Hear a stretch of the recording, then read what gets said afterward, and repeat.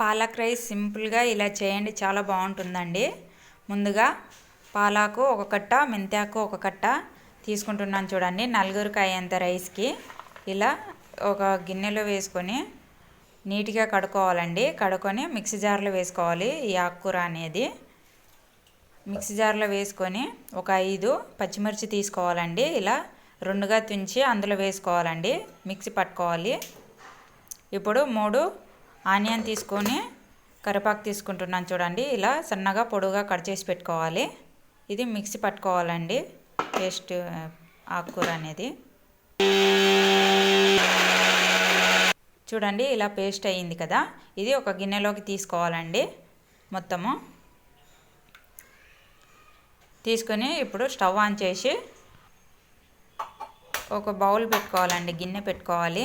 గిన్నె పెట్టుకొని గిన్నె హీట్ అయిన తర్వాత ఆయిల్ వేసుకోవాలండి. తగినంత ఆయిల్ వేసుకొని ఆయిల్ హీట్ అయ్యాక ఆవాల జీలకర్ర వేసుకోవాలండి. ఆవాల జీలకర్ర చిటపట అన్నప్పుడు స్టవ్ లో ఫ్లేమ్లో పెట్టేసి ఆనియన్ కరివేపాకు వేసుకోవాలండి.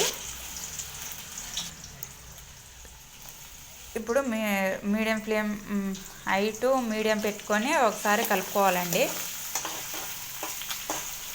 అల్లం వెల్లుల్లి పేస్ట్ ఒక స్పూన్ వేస్తున్నాను చూడండి, సన్నటి స్పూన్తో. చిటికెడు పసుపు వేసుకొని ఒక స్పూను సాల్ట్ వేసుకోవాలండి, చూసి వేసుకోవాలి సాల్ట్. కావాలంటే తర్వాత కలుపుకున్న తర్వాత రైస్ వేసి కలుపుకున్న తర్వాత చెక్ చేసి వేసుకోవచ్చు. ఇలా పచ్చివాసన పోయేంత వరకు మీడియం టు హైలో పెట్టి ఇలా కలుపుతూ ఉడికించుకోవాలండి. ఆనియన్ కూడా కొంచెం కలర్ వచ్చేంత వరకు ఉడికించుకోవాలి. ఇప్పుడు ఆ పేస్ట్ వేసుకోవాలండి, ఆకుకూర పేస్ట్ వేసిన తర్వాత ఒకసారి మొత్తం ఇది స్మెల్ పచ్చివాసన పోయేంత వరకు ఆకుకూర బాగా ఉడికేంత వరకు, ఆయిల్ పైకి వచ్చేంత వరకు మీడియం టు హైలో పెట్టి ఉడికించుకోవాలండి కలుపుతూ. చూడండి ఇలా అయింది కదా. ఇప్పుడు వాటరు కొంచెము వేసుకోవాలండి. అదే గిన్నెలో కొంచెం వాటర్ వేసుకొని ఉడికించుకోవాలండి. ఎందుకంటే గట్టిగా అయింది కదా, అది ఆకుకూర దగ్గరికి అయింది. కొంచెం వాటర్ వేస్తే ఉడికిపోతుంది అది. ఆ వాటర్ పోయేంత వరకు మీడియం టు హైలో పెట్టి కలుపుతూ ఉడికించాలండి. ఇప్పుడు 1/2 టీ స్పూను చిల్లీ పౌడర్, కారం పొడి వేసుకోవాలండి.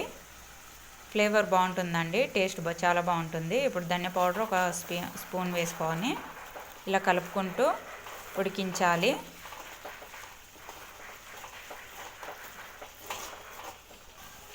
ఇలా 5 నిమిషాలు 5 నుంచి 10 నిమిషాల వరకు ఇలా కలుపుతూ ఉడికిస్తే ఇలా దగ్గరికి అవుతుంది చూడండి. వాటర్ మొత్తం పోయి ఆయిల్ పైకి వచ్చేస్తుంది. ఇలా కలిపి ఒకసారి ఇప్పుడు రైస్ వేసుకుందామండి. దగ్గరికి అయింది కదా. ఇప్పుడు రైస్ వేసుకొని చల్లటి అన్నం అయితే కూడా చాలా బాగుంటుందండి.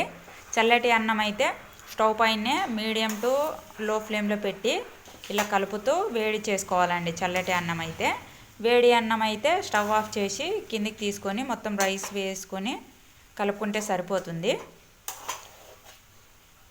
ఇలా కలుపుకోవాలండి నీట్గా, మొత్తం కలిసేటట్టు మెల్లగా ఇలా కలుపుకోవాలి, కిందికి చల్లనట్టుగా. ఇప్పుడు స్టవ్ ఆఫ్ చేసేసి కిందికి తీసుకొని మొత్తం కలుపుకుందామండి. చాలా బాగుంటుందండి పాలక్ రైస్. ఉత్తగా రైస్, పాలక్ రైస్ ఒకటే తిన్నా కూడా బాగుంటుంది. అందులోకి చిప్స్ లేక ఏదైనా మజ్జిగ మిరపకాయలు ఏదైనా నంచుకుంటే కూడా బాగుంటుందండి పాలక్ రైస్లోకి. ఒకసారి మీరు ట్రై చేయండి.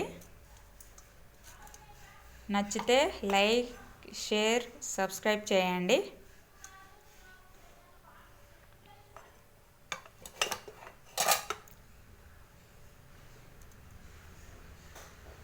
చాలా బాగుందండి. చూడ్డానికే కాదు, టేస్ట్ కూడా బాగుంటుంది. ఎందుకంటే మనం పేస్ట్ చేసి వేసింటాం కదా. ఇది చిల్లీ, పచ్చిమిర్చి, ఇది కారం పొడి వేసింటాం కాబట్టి చాలా టేస్ట్గా ఉంటుంది. చాలా బాగుందండి. వీడియో లాస్ట్ వరకు చూసినందుకు థ్యాంక్స్ అండి. ఇలాంటి వీడియోతో మరొక వీడియోలో కలుద్దాం. బాయ్ అండి.